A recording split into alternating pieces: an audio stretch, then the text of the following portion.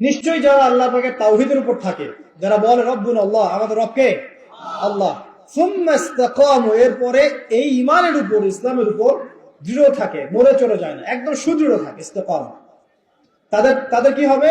তাতানাজ্জালু আলাইহিমুল মালায়েকা, আল্লাহর ফেরেশতারা তাদের কাছে চলে আসবেন ইনশাআল্লাহ, এসে বলবেন তাতানাজ্জালু আলাইহিমুল মালায়েকা আল্লা তাখাফু ওয়া লা তাহজানু, তোমরা ভয় করো না, দুশ্চিন্তাগ্রস্ত হয়ো না, আল্লা তাখাফু ওয়া লা তাহজানু ওয়া আবশিরু বিল জান্নাহ, এবং তোমরা জান্নাতের সুসংবাদ গ্রহণ করো। সুবহানাল্লাহ।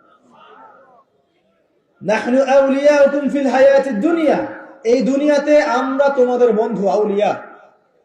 নাহনু আউলিয়াউকুম ফিল হায়াতিদ দুনিয়া ওয়া ফিল আখিরাহ, এবং পরকালেও আমরা তোমাদের বন্ধু। ওয়া লাকুম ফিহা মা তাশতাহি আনফুসুকুম ওয়া লাকুম ফিহা মা তাদউন, এবং সেই পরকালে, সেই জান্নাতে তোমরা যা চাচ্ছ সব পাবে ইনশাআল্লাহ, তোমাদের মন যা কল্পনা করে সেগুলো পাবে ইনশাআল্লাহ। নুজুলাম মিন গফুর রহিম, এবং এটা আল্লাহ রাব্বুল আলামিন গফুর রহিমের পক্ষ থেকে একটা মেহমানদারি পুরস্কার, মহা পুরস্কার। কারা পাবে ভাই?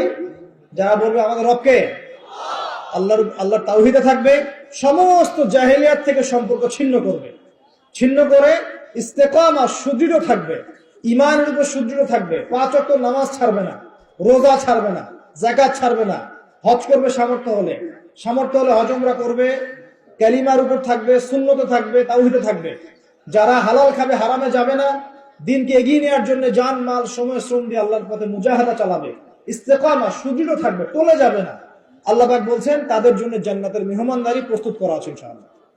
আমরা দোয়া করি আল্লাহ রাব্বুল আলামিন আমাদের সবাইকে ঈমান এবং ইসলামের উপর ইস্তেকামা, সুদৃঢ়তা দান করবে, আমিন। এর পরের আয়াতে আল্লাহ পাক যেটা বলেছেন আমরা শেষ করে দিই। আল্লাহ পাক বলেছেন ওয়ামান আহসানু কাওলান মিম্মান দাআ ইলাল্লাহ, এরপরে তার চেয়ে উত্তম কে হতে পারে, সেই ব্যক্তির চেয়ে উত্তম আর কে হতে পারে যে মানুষকে আল্লাহর দিকে ডাকে। কার দিকে ডাকে?